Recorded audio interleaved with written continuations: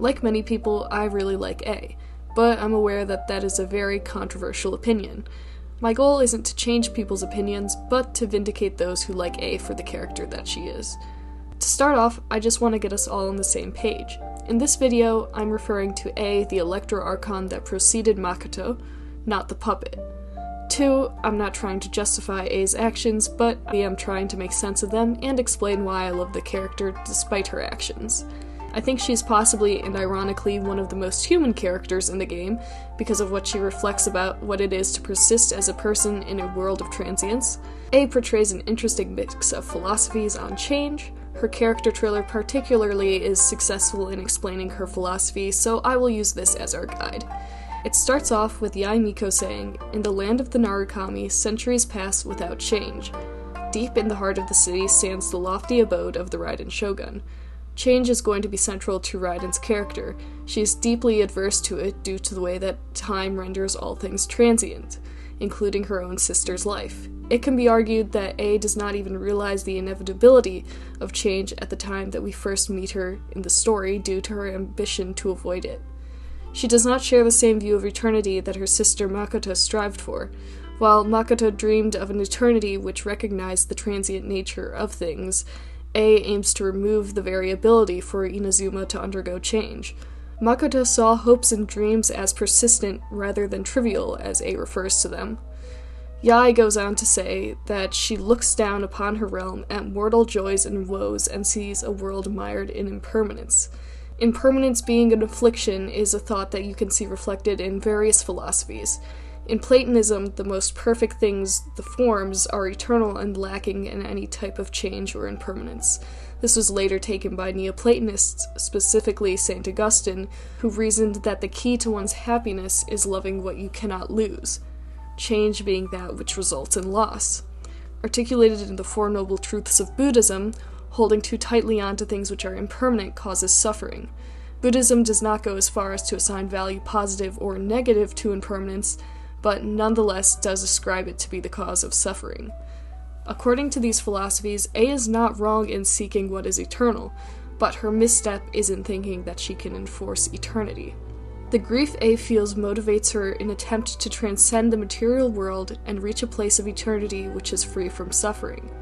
This takes the form of the plane of euthymia, euthymia meaning psychological wellness or contentedness, coming from the Greek word eu, which means good. Back to the trailer, Yae continues to say, "By mighty lightning she rules over the transients, trivial yearning, and petty passion. They vanish like mist, but the shogun pursues, unfettered and unperturbed eternity." Ruling over transients can be taken in 2 ways here. The first interpretation shows her failed endeavor, her attempt to force eternity onto things which are transient, which reflects her attempt to make Inazuma eternal. The second interpretation seems to show her attempts to end suffering by means of liberating oneself from their desires. This includes acceptance of transience, which she does not yet reach until after the Inazuma Archon quest. Interestingly, the second interpretation is similar to what Buddhism claims one must do in order to end their own suffering. However, this kind of adaptation to transience is a personal process and cannot be inflicted on others, nor does everyone have the same convictions that suffering is an evil to be rid of. In this way, she falls prey to the same folly of inhibiting the autonomy of others, which another beloved character of mine also falls to. Hopefully by now it's clear how Ei represents a warped form of Buddhism. In her trailer, she says, "Only through eternity are you closest to the heavenly principles. Lightning is eternal, the world is but shadow."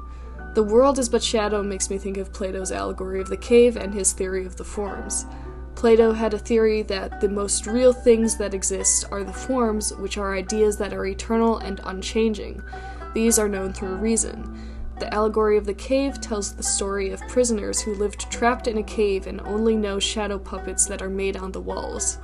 These are the most real things for them until one day a prisoner escapes. This prisoner's world is then illuminated by the sun, and the prisoner realizes that the shadow puppets are not real, but simply shadows. But Plato asks us to take this story one step further, and realize that the physical world is like that of shadows in the cave. The most real things are the forms, which are the order and intelligibility behind the world we know. When A says the world is but shadow, it is as if she's assenting to an idea similar to that of Plato's, that the most real thing is beyond what we are familiar with through our senses. This is seen through her taking action to rid herself of a body which succumbs to time.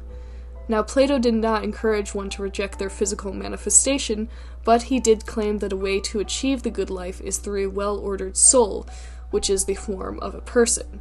It seems that what she longs for is not just an eternal world of form and order, but also to be free of her body and be all soul. And this is just what she does in the rejection of her physical form, in order to avoid the effects of erosion on her body. Still, while she can engage in communing with that which is eternal via contemplation in the plane of euthymia, she cannot force the impermanent to last forever. Further exemplifying similarities to Plato's philosophy, she has the lines, "Fantasy can only survive with an underlying reality. Reality is the stillness buried deep beneath the illusion. This is eternity." This to me seems similar to saying that the material world can only exist so long as the forms do.